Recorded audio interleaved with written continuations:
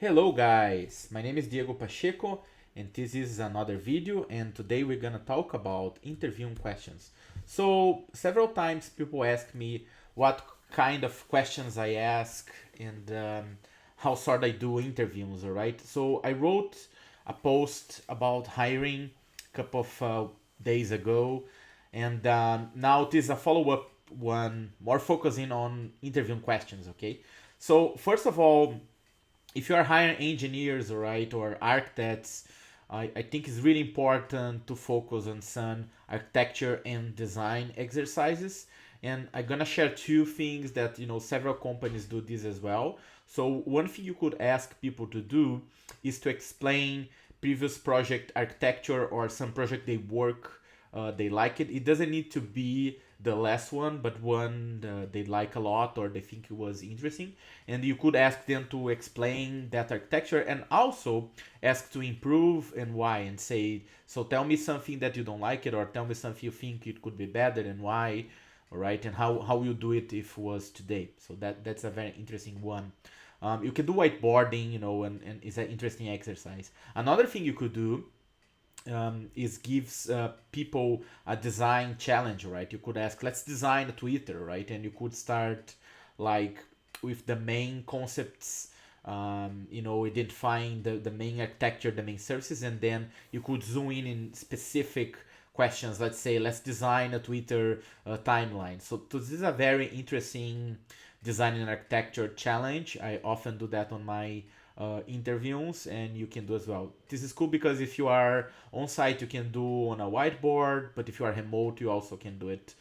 So now let's talk more about like people questions, right? So one thing I always ask is, what was like three last books or three last papers that someone read. So I'm gonna give my answer if I was interviewing today, right? So I would say the last three books I read was No Estimates, Project Myopia, and outcomes over outputs. And the last three papers I read was serverless, one step forward, two steps backward.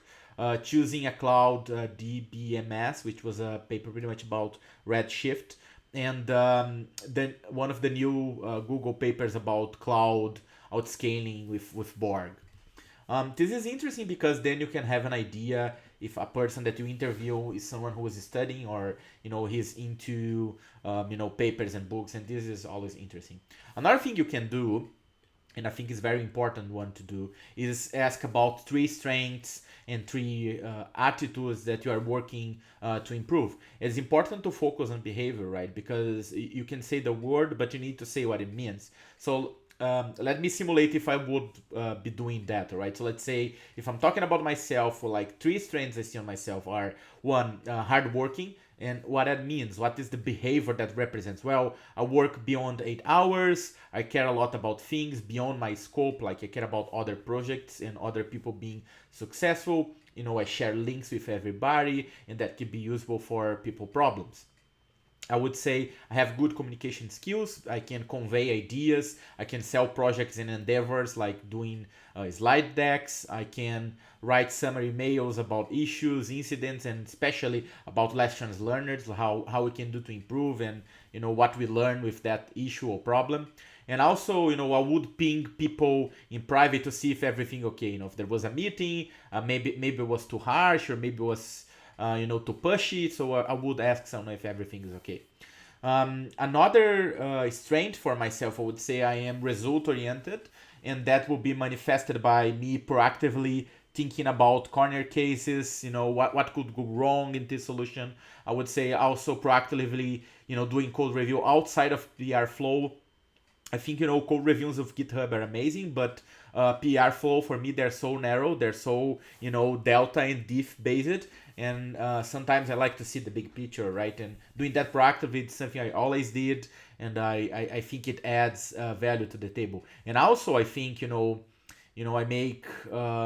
trying to make the right balance between like features, technology, and value, right? And try to work in waves. It's easy for us as engineers to think in a very complicated solution. So often what I like to do is step back and, okay, let's turn that solution in three solutions, all right? Let's see V1, V2, and V3. and let's start with V1. If we needed, we go to V2 and then V3. That's something I learned with XP.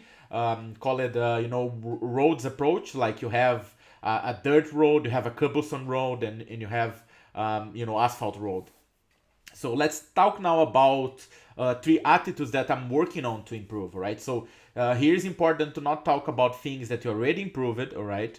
So don't say like you are such a perfectionist, right? That you want to be perfect on everything. So basically, for myself, if I would answer these questions, clearly, one thing I need to improve is giving fewer details, all right? So if I focus on the behavior, I would say, I often given too many details in emails and in chat, and that could be long and exhaustive. I could even say that. Even speaking, sometimes I might just go and give long answers easily. I'm a very passionate person, all right? So one another thing to improve is, to put less energy, because I got a passion on how I do things, or sometimes I need to slow down, do not put too much energy. Sometimes I want things to get done so quickly and easily speaking too much. And another thing to improve, I would say, let's say I need to improve my cost awareness, right? That could be done, but easily, we focus on uh, improving user experience with like technical solutions and engineerings, and easily we could forget to do, interview, or do not prioritize enough doing interview. So that's a way that you can improve your cost awareness. And another thing you could ask people is like, besides the three strengths and the three attitudes that you're working on to improve, could be, tell me a situation where you fail, right? Where you couldn't fix it. That's also interesting. Another question I get is, how we evaluate agile and lean skills, and that's hard, but I'm gonna give you some of interesting questions you might ask someone. Let's say you are interviewing an agilist or agile coach or even a manager, right? Even for engineer, I would say it'd be interesting to ask these questions, right? So one interesting question you could ask is, what agile and lean means to you, right? If I gonna answer that questions, I would say, well, for me, agile is about effective learning.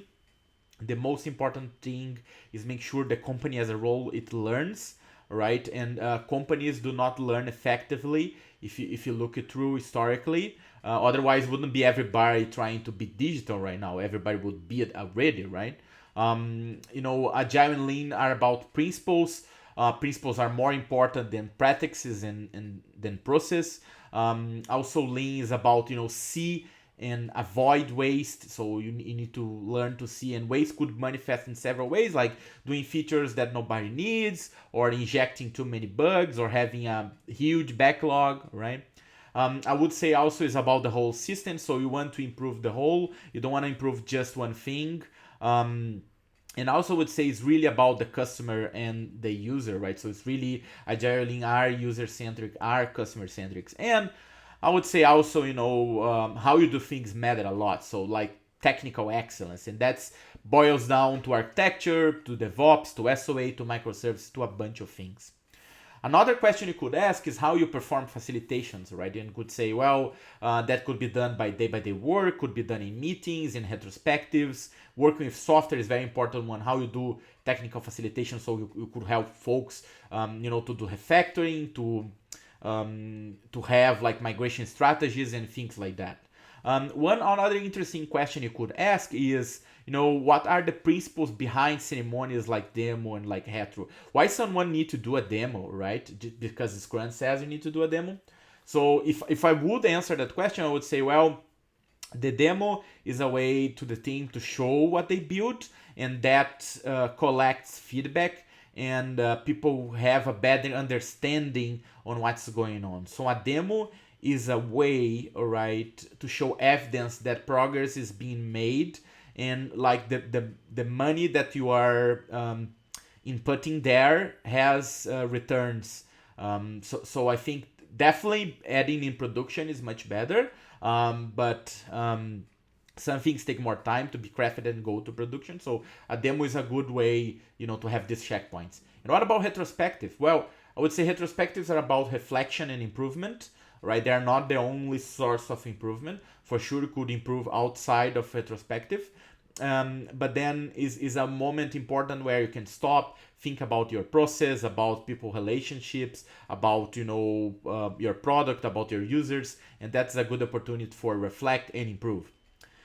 Another interesting question you could ask is what is the difference between Kanban and Scrum, right? So easily one can say it's how you handle dates, right? So Scrum works with the idea that you're always delivering. So we don't actually work with dates. If you look estimates in Scrum, they're based in points, okay, which I'm not really fan of points because you need to be mapping points to a spreadsheet, or it's just too hard to measure in, like, people are used to I would say days and weeks or months or quarters, right? But definitely not hours, definitely not points. But dates, how you handle with dates is one big difference.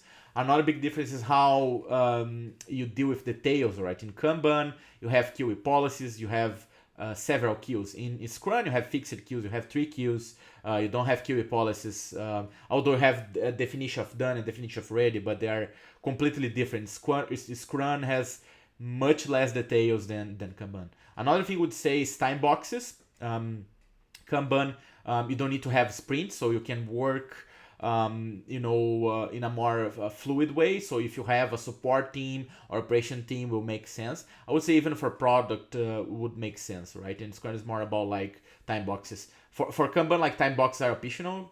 You can have it, you can not have it. It's up to you. And another thing I would say, like the big one, is like Kanban is actually an approach to change the management behavior, right? And Scrum is more like a team things that easily to adopt, right? And it's not towards changing actually, right? The whole process is kind of fixed, rather than Kanban is more towards like really changing things, right? Starting with something and changing. While the Scrum is more like get this and stick to it, and that's not the idea, right? So and another thing, it's a very interesting one, is how you can handle a lousy, painful product owner, right? So often, product owner definitely is one of the biggest and important roles that you could have out there. But the issue is, it's very hard to have someone that can have technical knowledge and vision, and user experience and being user centric, and also have all the knowledge on the business, right? It's very hard to have some of these 3 skills. That's why I deeply believe like you need to work in triads, like an architect and a business person, like a BA, which is the PO, and then some UX folk, right? So, but I would say how you handle, right, a poor PO, which we have lots of poor POs on the market, right? Unfortunately, we have lots of people that are not ready to do this position and are doing really poorly. But I would say education is one thing, right? You could have trainings, discussions. That's something really important. And then I would say patience and experiments, all right? There is one book called Switch. It's really interesting. It says like, if you look these cigarette boxes, when they have like this pictures that are ugly, someone losing a member or something, say, hey, this will help you if you keep smoking. People keep smoking, right? So like Switch book says about something like, in French, there was a cinema, they want people to eat less popcorn. What they did, they just reduced the size of the popcorn bin, right? And that's it. Like in Africa, they was trying to fight diseases, so they work on prevention. So they teach a tribe how to cook properly and have hygiene. And I think, talking about hygiene, everybody's today is learning more about that, right? Definitely we need to improve that as mankind. But in the end of the day, right, saying that's wrong, it definitely doesn't work. So what works is you work with small experiments, one experiment at a time, and then slowly gonna be shaping the mindset and maybe going to the better path. So that's it, guys. So these are some interview questions. I hope this is helpful for you, and I hope you like this video. So see you next time. Bye.